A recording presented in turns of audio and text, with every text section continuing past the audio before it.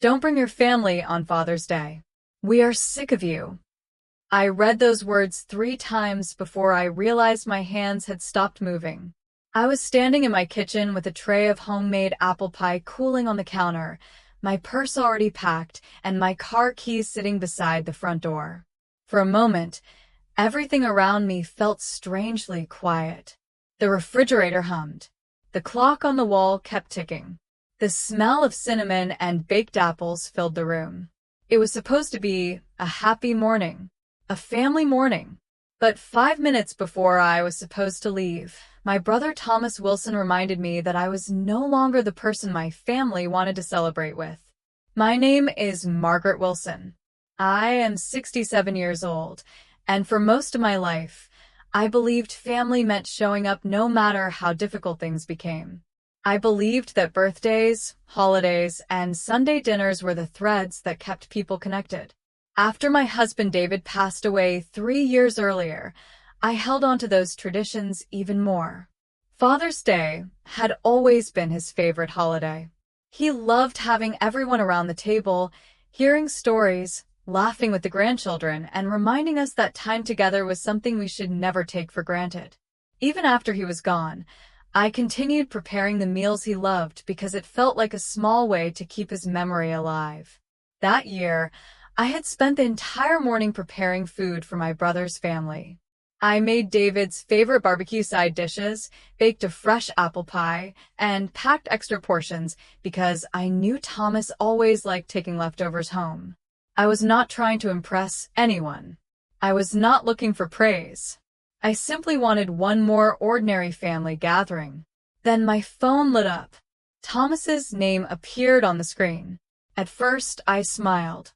I thought he was going to ask what time I was arriving or whether I needed directions. Instead, I saw a message that made me feel like a stranger in my own family. Don't bring your family on Father's Day. We are sick of you. There was no explanation. No conversation.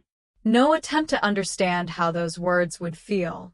Just a sentence that carried years of frustration, resentment, and something I could not fully name. I sat down at the kitchen table and placed my phone beside the coffee cup I had barely touched. My daughter Emma had been looking forward to spending the afternoon together. She had even picked up a small gift for her uncle. I knew my grandchildren would be disappointed if they learned we were not going. But what hurt the most was not missing a holiday. It was realizing that someone I had grown up with could look at me and decide I was the problem. Thomas was my older brother. We shared the same childhood home. We had the same memories of our parents, the same family stories, and the same photographs stored away in old albums. For years, I had defended him. I told people he was just stressed. I told myself he did not mean certain things he said. I believed that family disagreements were temporary. But that message felt different. It felt like a door closing. I looked around my kitchen at the extra plates I had prepared and the food I had carefully made. Then I took a deep breath. I did not cry. I did not call him. I did not send an angry response. Instead, I picked up my phone and typed 6 simple words. Thank you for finally telling me. Then I pressed send. 5 minutes later, my phone rang. It was Thomas. And for the first time in years, he was the one who sounded uncertain. The phone continued ringing in my hand, and for a few seconds, I simply watched Thomas's name appear on the screen. A few years earlier, I would have answered immediately. I would have tried to fix the situation before it became uncomfortable. I would have searched for the right words to make everyone feel better, even if I was the person who had been hurt. But that morning, something inside me had changed. I let the phone ring twice before answering. Margaret, Thomas said.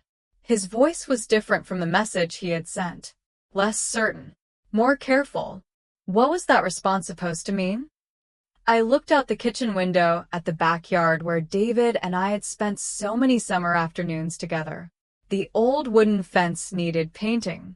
The flower beds needed attention. Everything looked exactly the same, yet somehow everything felt different. It means I heard you, Thomas, I replied. I heard what you said. There was silence on the other end. I was upset, he finally said. You know how things have been lately. I leaned back in my chair. What things? I asked. That question surprised him. I could tell because he did not answer right away. For years, I had accepted vague explanations. I had allowed people to make statements without asking them to explain what they really meant. But I was tired of filling in the blanks for everyone else. Thomas and I had not always been this distant. When we were children, he was the person who walked me to the bus stop on my first day of school. He was the person who taught me how to ride a bicycle and helped me build a small wooden birdhouse in our parents' backyard. Those memories were real. I never wanted to pretend they did not exist. But people change. Families change. Sometimes the hardest part is accepting that the person you remember and the person standing in front of you are not always the same. After our parents passed away, Thomas became the person everyone looked to for decisions. He was confident, organized, and always ready with an opinion. I admired those qualities at first. I thought having someone take charge made things easier. But slowly I noticed something. His confidence left less room for anyone else's voice, especially mine. After David passed away, I became the person who kept family traditions alive. I organized birthdays. I remembered anniversaries. I called relatives just to check on them. I sent cards. I brought meals when someone was having a difficult week. I never did those things because I expected something in return. I did them because that was the kind of person I was. But over time, I started noticing that my efforts had become invisible. People accepted my kindness without recognizing the person behind it. Thomas, I said quietly, when did I become someone you did not want around? Another silence followed. A longer one. That is not what I meant, he said. But I had heard those words before. People often said they did not mean something after they realized how painful it sounded. I looked at the apple pie, still sitting on the counter. The same pie I had made every year because David loved it. The same recipe my daughter Emma always asked me to share. It suddenly felt less like a dish for a holiday and more like a reminder of everything I had given without asking for anything back. I am not going to argue with you, I told Thomas. I am not going to convince you that I belong there. My voice surprised me because it was calm. But I need you to understand something. I spent years trying to keep this family close. I never thought the hardest part would be convincing my own brother that I was still family. Thomas did not respond. After the call ended, I sat there for a long time. Then Emma walked into the kitchen and immediately noticed something was wrong. She looked at the pie, then at me. Mom, what happened? She asked. I looked at my daughter and realized something important. For years, I had protected everyone from family problems. I had hidden disappointment behind smiles. I had told myself keeping the peace was the same as keeping the family together. But maybe those were not the same thing. Maybe sometimes the truth was the only thing that could bring people back together. And as I looked at the message still sitting on my phone, I knew this was not just about one Father's Day invitation. This was about every moment I had stayed quiet and every reason I finally needed to speak. After Emma asked me what happened, I looked at my phone one more time before putting it face down on the kitchen table. I wanted to tell her everything immediately. I wanted to explain how one message from my brother had made years of memories feel different. But when I looked at my daughter sitting across from me, I saw the same concern I had seen many times before. The concern of someone who knew I carried more than I ever admitted. Your uncle sent me a message, I finally said. Emma waited quietly. She had always been good at that. She never rushed me. She never tried to speak over my feelings. He does not want us coming to Father's Day this year. Her expression changed slightly. Not with anger, with disappointment. Mom, after everything you have done for that family? gave a small smile because I had heard that question many times. People outside my family often saw what I did. They saw the meals, the phone calls, the effort to keep everyone connected. But inside the family, those things had slowly become expected, like a service that would always be available. That afternoon, Emma and I sat at the kitchen table and talked about things I had avoided for years. Not because I wanted to criticize Thomas, but because I finally needed to understand how we had arrived at this point. "Mom," Emma said, "do you remember when Grandpa was still alive and everyone gathered here every Sunday?" I nodded. Those were some of my favorite memories. David always sat at the head of the table with a cup of coffee in his hand, telling stories everyone had heard at least 10 times before. He never cared if the stories were repeated. He cared that everyone was together. After he passed away, I tried to keep those traditions alive. I thought that was what he would have wanted. I invited family members over.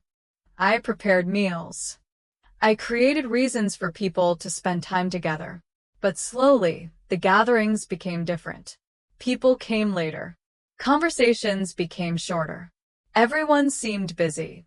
And somehow, I became the person who was trying too hard. That was the part that hurt the most. Not the rejection itself. The realization that I had been holding on to something that others had already let go of. Later that evening, after Emma left, I walked into the guest room where I kept old family albums. I had not opened them in months. I pulled one from the shelf and sat on the floor. Inside were pictures from decades of family moments. Birthdays, graduations, holidays, simple afternoons that had meant everything at the time. I found one photograph from a Father's Day celebration years earlier. David was standing in the backyard with Thomas beside him. They were both smiling. At that moment, they looked like the closest brothers in the world. I touched the edge of the picture and remembered something David once told me. "Margaret, families do not stay close by accident. Someone has to choose it every day." At the time, I thought he was talking about patience. Now I wondered if he was also talking about boundaries. Choosing family did not mean accepting every hurt. Loving people did not mean allowing them to forget your value. The next morning, I received another message from Thomas. I expected an apology. Instead, he wrote that he thought I was making everything bigger than it needed to be. I read the sentence carefully. Then I placed my phone down. For years, I had been trying to prove that my feelings were reasonable. I had been waiting for someone to say, "You are right. We should have noticed." But maybe that was the wrong thing to wait for. Maybe the answer was not getting them to finally understand me. Maybe the answer was understanding myself. I walked into my kitchen, looked at the empty plates I had prepared the day before, and made a decision. I was not going to chase an invitation. I was not going to beg for a place at a table where I was not wanted. But I was also not going to disappear quietly. Because there was something Thomas did not know. Something about David's final wishes that had never been discussed with the family. And for the first time, I wondered if it was time for everyone to hear the truth.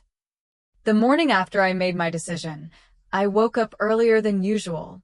The house was quiet, and for the first time in a long time, I did not feel the need to rush into fixing something. I made my coffee, sat by the kitchen window, and watched the sunlight slowly move across the backyard. This was the same place where David and I had spent countless mornings talking about our plans, our family, and the little moments that made life meaningful. I thought about the message Thomas sent. I thought about all the years I had spent trying to keep everyone connected. Then I thought about David's words. Someone has to choose family every day. But choosing family did not mean carrying the entire weight of it alone. After breakfast, I walked into the small home office where David kept his old records. It was a room I had barely touched since he passed away. I was not avoiding it because it was painful. I think I was avoiding it because everything inside reminded me of the person I had been with him. The woman who believed every problem could be solved with patience and kindness. I opened the bottom drawer of his desk and found a small wooden box. I remembered seeing it many times before, but I had never opened it. David always kept important papers organized, but he also had a habit of leaving little notes in unexpected places. He loved reminding me of things he thought mattered.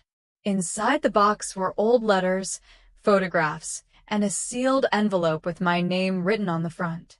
I sat down slowly.